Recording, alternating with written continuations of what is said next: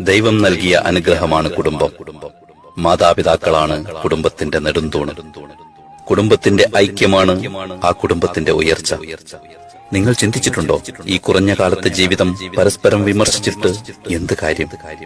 വിമർശിക്കും തോറും കുടുംബങ്ങളിൽ വാശിയും വൈരാഗ്യവും കൂടി വരുന്നു. തിരിച്ചു വരാത്ത ഈ ലോകത്ത് വിഡ്ഢികളാകാതെയുള്ള ജീവിതം സന്തോഷത്തിലാകണം. ഒരു ദിവസത്തെ ജീവിതം പോയാൽ അത് നഷ്ടം തന്നെയാണ്.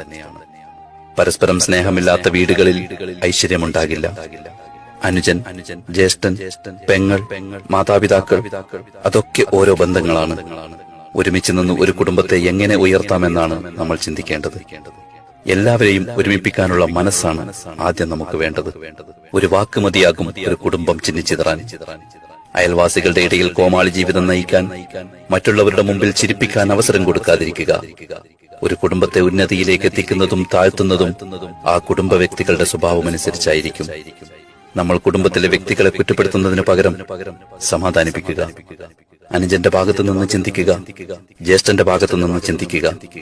പെങ്ങൾ, മാതാപിതാക്കൾ, ഇവരെയൊക്കെ കുറ്റപ്പെടുത്തുന്നതിന് പകരം അവരുടെ ഭാഗത്തു നിന്ന് ഒന്ന് ചിന്തിക്കുക. കുടുംബത്തിലെ ഓരോ വ്യക്തികളെ കുറിച്ച് പഠിക്കുക, മനസ്സിലാക്കുക. പുഞ്ചിരിച്ചുകൊണ്ട് മാത്രമേ പെരുമാറാവൂ. ഞാനാണ് ശരി, എന്റെ ചിന്തയാണ് ശരി എന്ന മനോഭാവം പൂർണ്ണമായി മാറ്റിയെടുക്കണം. ആരെയും ഒറ്റപ്പെടുത്തി കുറ്റപ്പെടുത്തരുത്. എല്ലാവരും ആഗ്രഹിക്കുന്നത് കുടുംബങ്ങളിൽ സമാധാനമാണ്. എന്തെങ്കിലും കുറച്ച് ലാഭങ്ങൾക്ക് വേണ്ടി കുടുംബബന്ധം തകർക്കരുത്. കുടുംബങ്ങൾ ചിന്നിച്ചിതറാനുള്ള അവസരങ്ങൾ ഉണ്ടാവരുത്. ഓരോരുത്തർക്കും ഓരോ പദവികളുണ്ട്.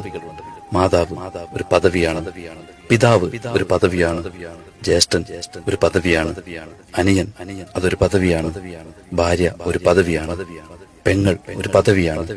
ജ്യേഷ്ഠന്റെ ഭാര്യ അമ്മയുടെ സ്ഥാനത്താണ്. മൂത്തവരെ മൂത്തവരായും ഇളയവരെ ഇളയവരായി തന്നെ കാണണം. കുടുംബബന്ധം തകരുന്ന ഒരു സംസാരവും അണിയറയിൽ നടക്കരുത്. വീട്ടിലെ മരുമക്കളെ സ്വന്തം മക്കളായി ഭർത്താവിന്റെ മാതാപിതാക്കൾ കാണണം. കാരണം അവരുടെ പെൺമക്കളെയും മറ്റു വീടുകളിലേക്ക് കെട്ടിച്ചു വിട്ടിട്ടുണ്ടാകും. എല്ലാവരും സ്ത്രീകളാണെന്ന ബഹുമാനം നൽകുക. അയൽവാസികളെ പരിഗണിക്കുക. അവർ ചിലപ്പോൾ മിണ്ടിയില്ലെങ്കിലും നമ്മൾ മിണ്ടി തുടങ്ങണം. നമ്മുടെ വീട്ടിലുണ്ടാകുന്ന എല്ലാ സന്തോഷങ്ങളിലും അവരെ കൂടി ഉൾക്കൊള്ളിക്കണം. നല്ല മാറ്റങ്ങളും നല്ല ചിന്തകളും. പഴകി ദ്രവിച്ച ചിന്തകളെ ഒഴിവാക്കൂ. പുതിയ ചിന്തയിലേക്കുള്ള പുതിയ മനുഷ്യനാകുക. മാറ്റങ്ങൾ ചിന്തയിൽ നിന്നും കടന്നു വരട്ടെ.